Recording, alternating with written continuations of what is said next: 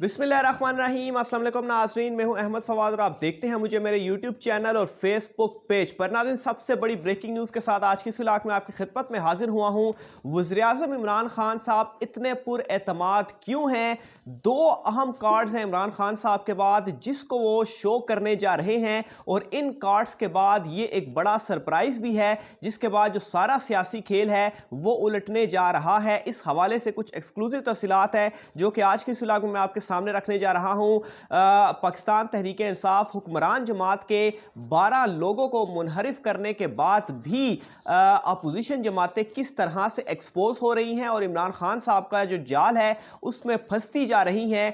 Planning इस वक्त क्या है, वज़ीर-ए-आज़म हाउस में इस वक्त क्या चल रहा है, सबसे बड़ी खबर और एक्सक्लूसिव स्टोरी आज की इस व्लॉग में आपके सामने रखने जा रहा हूं। सबसे पहले नाज़रीन, जो अराकीन मुनहरिफ हुए हैं इनको लेकर एक बड़ी बहस इस वक्त चल रही है कि क्या इन लोगों को नाअहल कर दिया जाएगा या ये लोग वोट डालने के बाद नाअहल जो हैं वो होंगे। इस पर नाज़रीन बहुत सारी जो चीज़ें हैं वो चल भी रही हैं और बहुत ज़्यादा कन्फ्यूजन जो है वो इस वक्त मौजूद है। सबसे पहले तो मैं आपको ये जो कन्फ्यूजन है वो क्लियर करता चलूँ। जो 63 आइन का आर्टिकल 63 है, अब उसमें नाज़रीन एक शिक के मुताबिक तो ये था कि कोई अगर आप पार्टी जो आपका लीडर है अगर आप उसके ख़िलाफ़ जाकर वोट डालते हैं तो फिर उसके बाद आप नाअहल हो सकते हैं। यानी कि इसमें यह कहा जा रहा है कि उन्होंने अगर वोट डाला ही नहीं है तो वो कैसे नाअहल हो सकते हैं। पहले उन्हें नाअहल नहीं किया जा सकता, वो पहले वोट डालेंगे फिर उसके बाद वो नाअहल होंगे।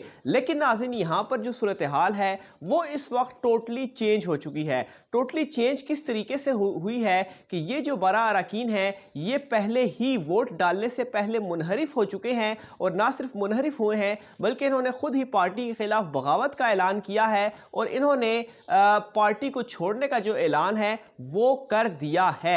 यानी कि ये दो जो थी वो दोनों मुख्तलिफ सूरत हाल इस वक्त यहाँ पर पैदा हुई हैं। तो इस सिचुएशन में वोट डालने या ना डालने वाला मामला जो है वो कहीं दूर रह चुका है। अब डायरेक्ट मामला जो हैं वो इन मुनहरिफ अरकान की जानिब इस तरह से आ चुके हैं कि ये अरकान पहले से ही एक्सपोज चुके हो गए हैं, और ये एक बड़ी अहम चीज़ है क्योंकि अपोजिशन जमातों का जो सारा प्लान था वो इतनी जल्दी इन्हें एक्सपोज नहीं करना था, क्योंकि अब चूंकि ये एक्सपोज हो गए हैं जो अपोजिशन जमातों का एक आखिरी पत्ता था वो इमरान खान साहब के सामने आ चुका है। तो अब इनको बड़ी आसानी के साथ नाअहल किया भी जा सकता है और इमरान खान साहब की जानिब से इन्हें हटाने का, नाअहल करने का जो ऐलान है वो भी किया जा चुका है। यानी कि ये जो लोग हैं सारे ये इस काबिल ही नहीं होंगे कि ये पार्लियामेंट में जाकर वोट डालें। यानी कि वोट डालने से पहले ही जो इन्होंने बगावत की है उस बेस के ऊपर, वोट डालने या ना डालने की बेस के ऊपर ये नाअहली इनकी नहीं हो रही, बल्कि जो इनकी नाअहली हो रही है वो पार्टी के साथ बगावत करने और किसी दूसरी जमात के साथ मिल जाने पर इनके खिलाफ कार्रवाई और इनकी जो नाअहली है वो हो रही है। इसलिए एक चीज तो ये कि इनके वोट अब काउंट नहीं होंगे। यानी कि अपोजिशन का ये जो कार्ड था वो तो टोटली फेल हो चुका है और ये जो है वो वक्त से पहले एक्सपोज हो चुके हैं। और इस पर नाज़रीन ये अगेन एक जीत भी है और अपोजिशन जमातें इस वक्त इस हवाले से भी काफ़ी ज़्यादा परेशान भी हैं, क्योंकि उनका ये जो कार्ड था जो कि वो एक्सपोज नहीं करना चाह रहे थे, एन वक्त पर वो लाना चाह रहे थे इनको पार्लियामेंट, वो नाकाम भी हुआ है और एक्सपोज भी जो है वो हो चुका है। एक तो चीज़ नाज़रीन ये है कि जो कि इमरान खान साहब की सबसे बड़ी जीत है। अब दूसरे नंबर पर नाज़रीन सारी की जो गेम है वो सिर्फ और सिर्फ इस वक्त इत्तेहादी जमातों के हाथ में है, क्योंकि ये जो 17 वोट हैं ये जिस तरफ जाएंगे, अगर हुकूमत की तरफ आते हैं तो अपोजिशन अपने नंबर गेम पूरे नहीं कर सकती, और यही लोग अगर अपोजिशन के पास जाते हैं तो अपोजिशन के जो नंबर गेम है वो पूरी हो सकती है। लेकिन नाज़रीन मसला ये है कि इत्तेहादी जमातें अभी तक हुकूमत के साथ खड़ी हैं, अपोजिशन के पास नहीं जा रही, क्योंकि ये अपोजिशन जो है इस वक्त इनका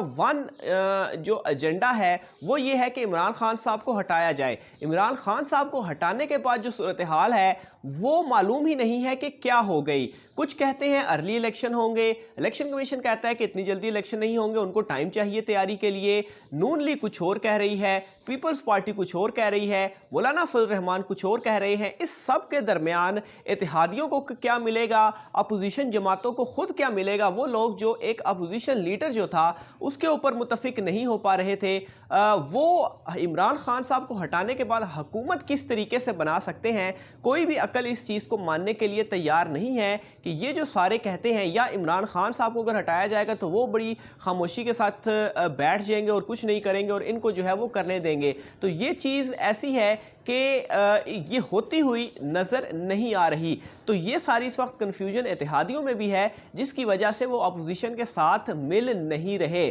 फिर दूसरे नंबर पर नाज़रीन, इमरान खान साहब इस वक्त फ्रंट फुट के ऊपर इस तरह से खेल रहे हैं कि जो जलसे उनकी जानिब से किए जा रहे हैं, जो गुज़श्ता कुछ जलसे उनकी जानिब से किए गए, अवामी ताकत का उन्होंने मुजाहरा किया, इन जलसों का सिलसिला अब इमरान खान साहब आगे भी बढ़ा रहे हैं। यानी कि 27 तारीख को जो डी चौक में उन्होंने जलसे का ऐलान किया था, उससे पहले भी 2-3 जलसे जो हैं, एक गालबन 20 तारीख को इसी तरह से 2-3 जलसों का मज़ीद भी शेड्यूल जो है वो इमरान खान साहब की जानिब से जारी हुआ है। और इमरान खान साहब 27 तारीख से के जलसे से कबल भी कुछ जो जलसे हैं वो करेंगे और ये अपनी अवामी ताकत दिखाने का इमरान खान साहब का जो है वो एक टैक्टिस्ट है और एक प्लान जो है वो इस वक्त चल रहा है।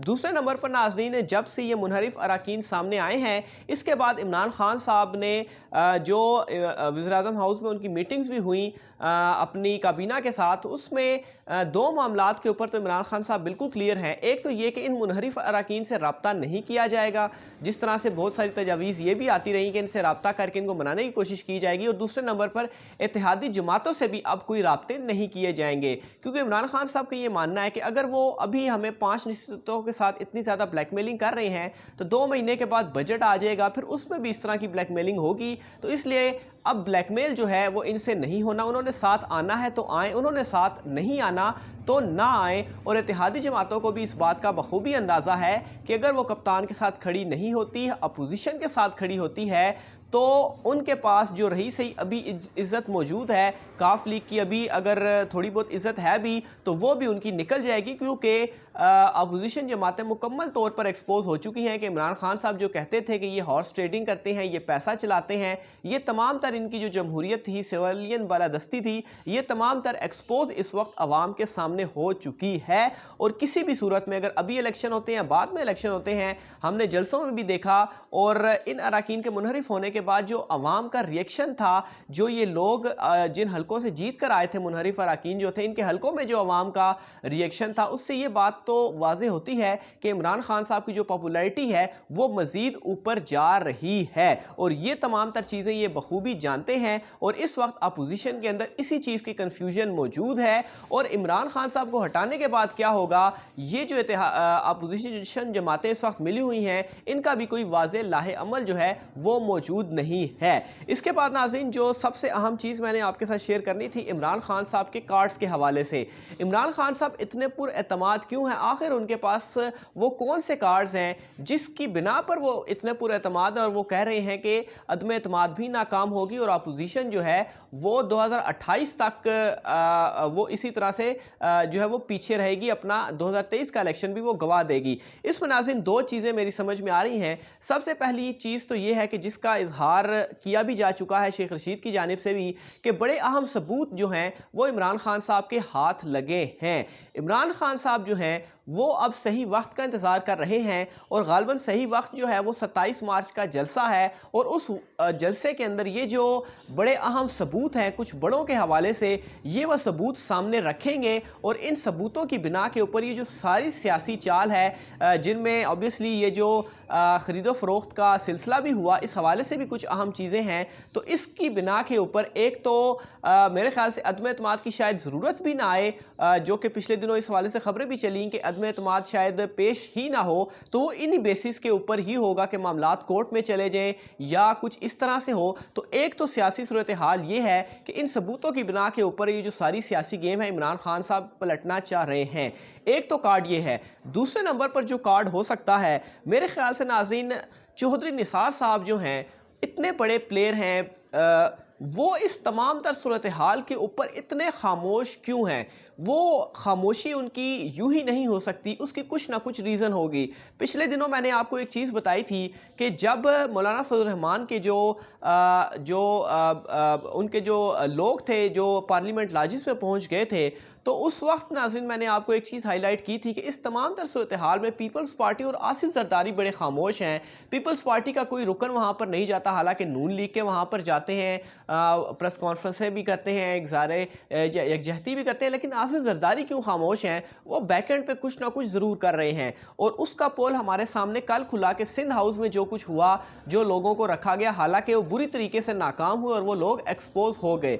अब नाज़रीन चौधरी निसार अली खान साहब जो हैं, उनको इमरान खान साहब ऑलरेडी ऑफ़र भी दे चुके हैं, पहले उनकी ख्वाहिश का इज़हार खुल्लम खुल्ला उनके हवाले से कर भी चुके हैं। तो इस सारी सिचुएशन के दरमियान वो इतने खामोश क्यों हैं? उनकी ये जो पुरअसरार खामोशी है, इसके पीछे कुछ ना कुछ ज़रूर है। और आई थिंक कि ये कार्ड एक इमरान खान साहब का हो सकता है कि अगर चौधरी निसार साहब पाकिस्तान तहरीक इंसाफ में शमूलियत का ऐलान करते हैं, तो ये बात भी बड़ी वाज़ेह है कि नून लीग का एक बड़ा ग्रुप ऐसा है कि जो चौधरी निसार अली खान साहब के साथ खड़ा हुआ है। तो उस सूरत में ऑटोमेटिकली जो सारा सियासी मंजरनामा है वो एकदम उलट जाएगा। तो ये इस वक्त की जो सूरत हाल है वो बनी हुई है। बाकी नाज़रीन, गवर्नर राज के हवाले से इमरान खान साहब की जानिब से आज बड़े अहम फैसले करने हैं। इसके अलावा मज़ीद भी कुछ बड़ी अहम अनाउंसमेंट और फैसले इमरान खान साहब की जानिब से आज किए जाने हैं। मीटिंग्स जो है वो वज़ीर-ए-आज़म हाउस में होंगी। इस हवाले से जो मज़ीद डेवलपमेंट्स होती हैं, अपडेट्स होती हैं, इंशाल्लाह अपने अगले वीलॉग में जो है वो आपको इस हवाले से भी आगाह करते रहेंगे। अपनी राय का इज़हार कमेंट बॉक्स में लाजमी कीजिएगा।